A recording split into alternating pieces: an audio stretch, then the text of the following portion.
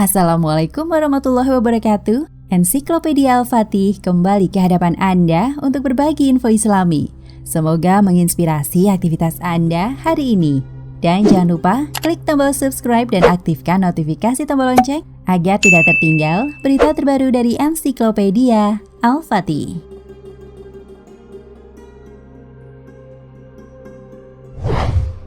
Ini kisah yang tertulis dalam kitab Mukasyafah Al-Qulub, karangan Imam Al-Ghazali. Cerita tentang pemuda penggali makam yang suka mencuri kafan pembungkus jasad yang telah dia kuburkan. Pada suatu hari, dia mencuri kain kafan jenazah seorang gadis yang baru dikuburkan. Namun saat itu membuat nafsunya bangkit. Pemuda itu lalu menyetubuhi jasad gadis itu. Namun pemuda itu kemudian menyesal.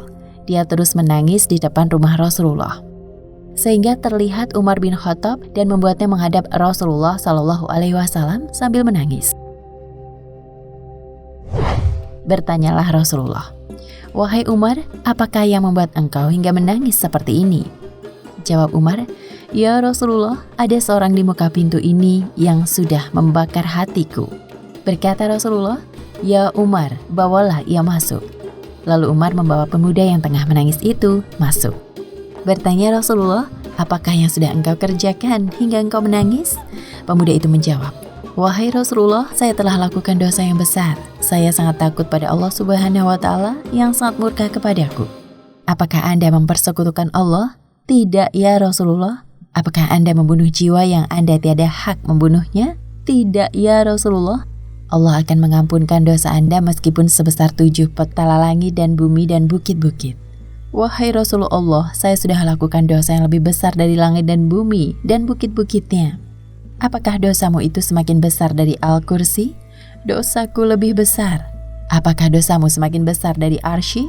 "Dosaku semakin besar." "Apakah dosamu lebih besar dari maaf Allah?" "Maafnya lebih besar." Sesungguhnya tidak bisa mengampun dosa besar kecuali Allah yang maha besar, yang besar pengampunannya. Rasulullah bersabda lagi, "Katakanlah wahai pemuda, dosa apakah yang sudah engkau lakukan?" "Saya malu akan memberitahumu ya Rasulullah." Rasulullah bertanya dengan kuat, "Beritahu saya, apakah dosamu itu?" "Begini ya Rasulullah, kerjaku yaitu sebagai penggali kubur. Saya sudah lakukan kerja menggali kubur selama 7 tahun. Di suatu hari saya menggali kubur seorang gadis dari kaum Ansor. Setelah saya menanggalkan kain kafannya, jadi saya tinggalkan ia. Tak jauh saya meninggalkannya, jadi naiklah nafsuku. Oleh karena tidak bisa menahan nafsu, saya kembali pada mayat itu lantas aku pun menyetubuhinya. Setelah saya memuaskan nafsu, jadi saya tinggalkan dia. Belum jauh saya mengedar dari situ, tiba-tiba gadis itu bangun dan berkata, 'Celaka benar Anda wahai pemuda, bukanlah Anda berasa malu kepada Tuhan yang bakal membalas pada hari pembalasan kelak? Apabila tiba masanya setiap orang yang zalim bakal dituntut oleh yang teraniaya. Kau, biarlah saya terlanjang, serta kau hadapkan saya pada Allah Subhanahu wa Ta'ala dalam kondisi junub.'"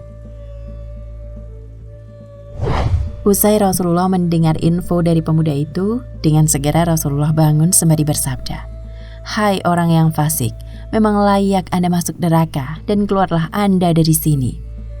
Sepanjang 40 hari pemuda itu memohon ampun pada Allah, dan saat malam ke-44 ia melihat ke langit sambil berdoa, "Ya Allah Tuhan pada Rasulullah, Nabi Adam dan udara, bila Engkau sudah mengampunkanku, jadi beritahulah Rasulullah SAW dan para sahabatnya. Bila tidak, jadi kirimkanlah pada saya api dari langit dan bakarlah saya di dunia ini dan selamatkan saya dari siksa akhirat." Tak berapa lama setelah kejadian tersebut, turunlah malaikat Jibril alaihissalam menjumpai Rasulullah.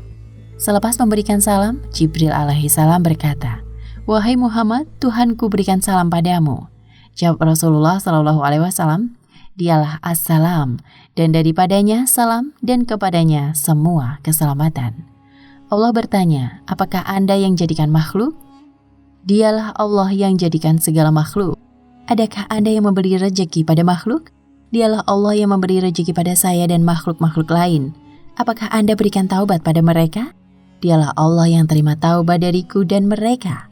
Allah berfirman, "Maafkanlah hambaku itu karena saya sudah memaafkannya." Jadi segera baginda memanggil pemuda itu dan menjelaskan padanya bahwa Allah sudah menerima taubatnya dan memaafkannya. Wallahu a'lam bishawab. Nah pemirsa Ensiklopedia Al-Fatih, sampai di sini perjumpaan kita kali ini. Semoga menginspirasi.